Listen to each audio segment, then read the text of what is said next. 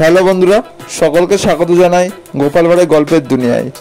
আজকে আমাদের চ্যানেলের উপস্থাপনা হলো গোপালের আদর শিশুধরা নামক গল্পটি। বন্ধুরা, গল্পটি হয়ে চলেছে দারুণ মজাদার এবং হাসির।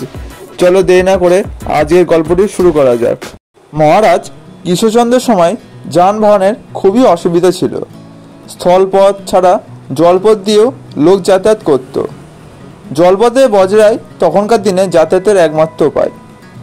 এক মহিলাকে প্রায় দেখা যেত করে বজরায় উঠতে এবং এদিক ওদিক ঘোরাফেরা করতে, একটি কাপড়ে জড়িয়ে শিশু কোলে করে।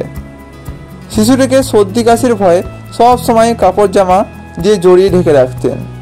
কেউ দেখলে মনে করত 1 বছরের মতো বয়স।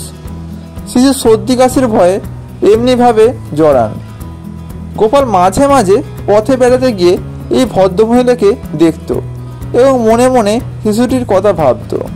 একদিন কথা প্রসঙ্গে গোপাল মহারাজকে এই মেয়েটির কোলের শিশুটির ব্যাপারে তার সন্দেহের কথা খুলে বলল। তখনকার দিনে দেশে প্রচুর চুরি ডাকাতি হতো। চুরি করা মালপত্র সেই সব জলপথে পাচার হয়ে যেত অন্য জায়গায়। একদিন হঠাৎ সেই মেয়েটির সঙ্গে বজরায় দেখা। অমনি গোপাল ওর সঙ্গীরা মেয়েটিকে কোলে শিশু দেখাতে বলে। মেয়েটি কোনো মতে শিশু দেখাতে রাজি হলো না। তখন গোপালরা জোর করে মেয়েটিকে কোলে ছেলেটি সহ রাজবাড়িতে হাজির করে। মহারাজের সামনে ছেলেটিকে কোল থেকে নামাতে দেখা গেল ছেলে নয়, জড়ানো ছেলের মধ্যে যত রাজ্যের সোনা দানা চোরাই মাল।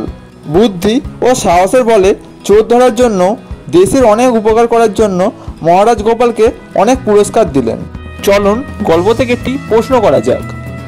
এই গল্পে জলপথে যাওয়ার কোন বাহনের কথা বলা রয়েছে? অপশান ক নৌকা, অপশান খ বজরা। প্রশ্নের উত্তরটি অবশ্যই কমেন্ট করে জানাবেন এবং আজকের গল্পটি অবশ্যই ভালো লেগেছে। দেখা হচ্ছে পরবর্তী ভিডিওতে। ততক্ষণ ভালো থাকুন, সুস্থ থাকুন, আমাদের চ্যানেলের পাশে থাকুন। ধন্যবাদ।